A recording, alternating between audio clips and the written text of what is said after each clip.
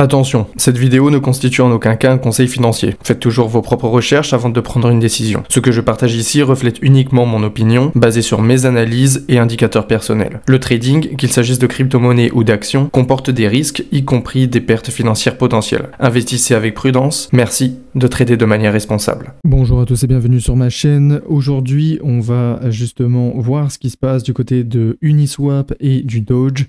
La première news, c'est que Uniswap V4 est lancé et les échanges seront déployés dans les prochains jours. Il faut savoir donc que Uniswap Labs a déclaré qu'Uniswap V4 était en ligne avec la possibilité de fournir des liquidités disponibles dès maintenant et des swaps à venir prochainement. Et Labs a aussi déclaré que cela transforme le protocole Uniswap en une plateforme de développement avec l'introduction de hooks. Donc ça, c'est extrêmement intéressant pour Uniswap, donc pour le token Uni. Tout ça, on va voir aussi dans l'analyse technique. Il y a aussi une deuxième news, c'est avec Grayscale, l'émetteur d'ETF Bitcoin et Ethereum. Il lance un nouveau fonds Dogecoin.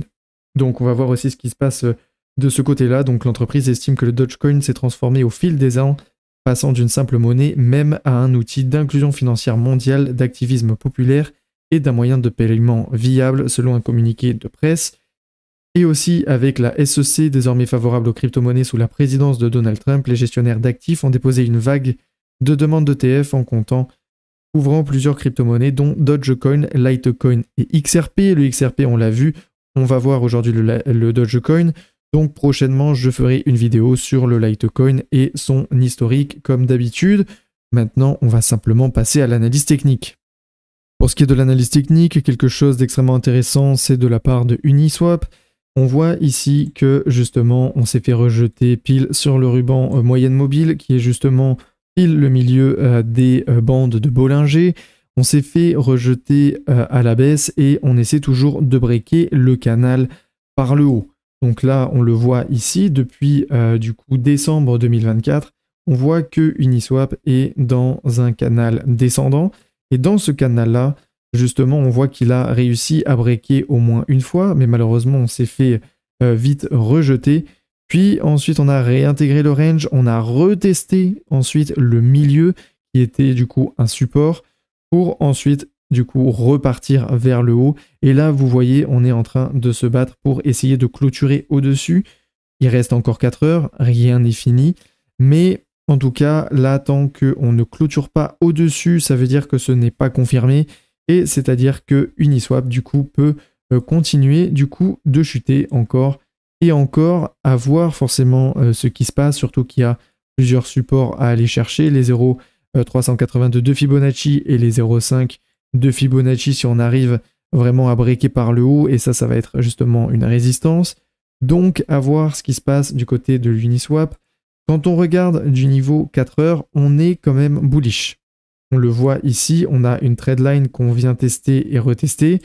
Donc, il faudrait surtout ne pas clôturer en dessous de celle-ci. Si on clôture en dessous de celle-ci, ça veut dire forcément de revenir en bas de range. Et donc, bas de range, ça veut dire les 10.284. Et bon, après, on peut tout simplement rebondir. Mais si là, on arrive justement à créer quelque chose d'intéressant qui est justement un canal ascendant, ça pourrait être extrêmement bénéfique pour Uniswap, surtout que quand on regarde le RSI justement en 4 heures, on voit qu'on n'a toujours pas réussi à retester la résistance du coup, parce que c'était le support, mais la résistance qui était bullish.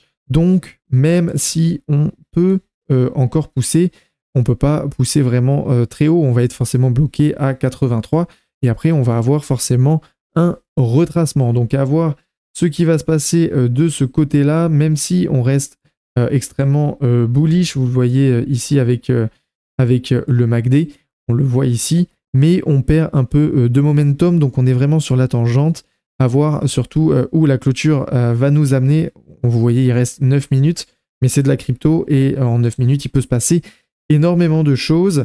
Et on voit aussi ici, c'est ce que je voulais vous dire, sur le RSI, justement en jour, le Uniswap n'a pas réussi à breaker son RSI de 57.30 par le haut. Alors ça veut dire que si on arrive justement à pousser encore un peu plus, on pourrait potentiellement pousser au-dessus justement du RSI, donc de cette résistance, et justement pour péter à la hausse. Donc ça, c'est quelque chose que l'avenir nous dira.